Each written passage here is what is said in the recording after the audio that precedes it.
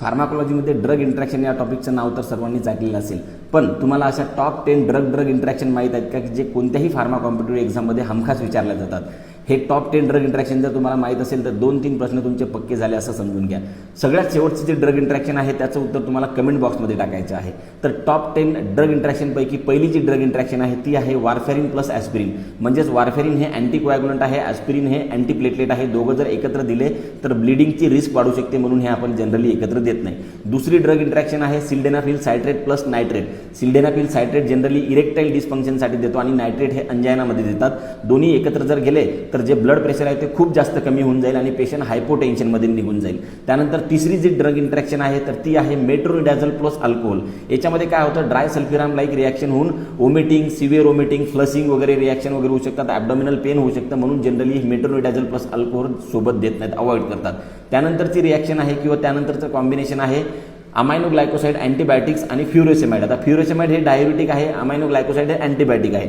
दोघं एकत्र दिले विद्यार्थी मित्रांनो तर हिअरिंग डॅमेज होऊ शकते, ओटोटॉक्झिसिटी वाढण्याचे चान्सेस होऊ शकतात, म्हणून एकत्र देत नाहीत. त्यानंतर आहे ACE इनिबिटर जे की अँटी हायपरटेन्सिव्ह आहेत आणि पोटॅशियम स्पेअरिंग डायुरेटिक जे की डायुरेटिक आहे. दोघं जर एकत्र दिले तर दोघंही पोटॅशियमची लेवल वाढवतील आणि हायपर कॅलेमिया होण्याचे चान्सेस होतात, म्हणून ते जनरली देत नाहीत आणि हीच कंडिशन पेपरमध्ये विचारतात. रिफाम्पिसिन आणि ओरल कॉन्ट्रासेप्टिव्ह त्यानंतरची ड्रग इंटरॅक्शन आहे. आता ओरल कॉन्ट्रासेप्टिव्ह पिल्स जे आहेत ते प्रेग्नन्सी रोखण्यासाठी देतो. रिफाम्पिसिन सोबत जर ते दिलं तर रिफाम्पिसिन त्याचं मेटाबॉलिझम वाढवतं आणि OCP फेल्स होतात आणि प्रेग्नन्सी राहू शकते. त्याच्यामुळे OCPची ॲक्शन नाहीशी होऊन प्रेग्नन्सी राहण्याचे चान्सेस असतात, म्हणून जनरली देत नाहीत. त्यानंतर आहे टेट्रासायक्लिन प्लस मिल्क. मिल्कमध्ये असते कॅल्शियम आणि टेट्रासायक्लिन आणि कॅल्शियम दोघं एकत्र कॉम्प्लेक्स तयार करतात आणि टेट्रासायक्लिनचा ॲब्झॉर्प्शन होणार नाही, म्हणून ते जनरली सोबत देत नाहीत. त्यानंतरची 8वी रिॲक्शन आहे थिओफायलिन आणि सिप्रोफ्लोक्झासिन. सिप्रोफ्लोक्झासिन जे आहे थिओफायलिनचं एन्झाईम इनिबिशन करतं, म्हणजे थिओफायलिनचं मेटाबॉलिझम होऊ देत नाही आणि त्यामुळे काय होतं विद्यार्थी मित्रांनो, थिओफायलिनची लेवल वाढते आणि टॉक्झिसिटी होऊ शकते.